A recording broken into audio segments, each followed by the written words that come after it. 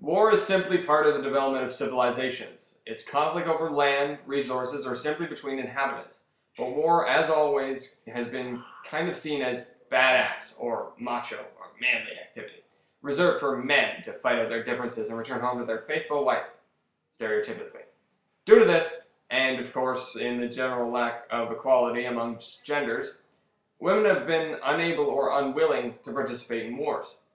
Being afraid of death and being afraid of persecution or denial are two different things, and women have experienced such approaches to acceptance in not just war, but most other mediums of life. Giving us a start around the War of 1812, women served with their own specific purpose in wars, which was a job that actually needed to happen, but shouldn't have been reserved specifically for women. Women were tasked with defending their communities, or in this war, being stationed in the forts and protecting them, preparing wartime materials or loading ammunitions, continuing to uphold the economy in wartime, aiding the wounded, and providing moral support for the soldiers. This wasn't the case for all women as a whole, as there were some exceptions for Aboriginals, who sometimes allowed women to be strategists, warriors, or spies. Also, women like Laura Secord or Cornelia de Grasse were women who delivered messages from behind enemy lines, using their innocence and gentle looks as deterrents. This whole backlines approach continued for quite a stretch, only ending around the late 19th century, as women spent most of their war experience as shadows behind the glory of the men, cooking, cleaning, sewing, and again, aiding the ill. Following this stereotypical role, even though it had loosened up in the 19th century, women were not actually given the right to come anywhere close to militarization until the World Wars. They were not actually able to go out and engage in open warfare, but they were allowed to train on the home front and prepare just in case attack reached home.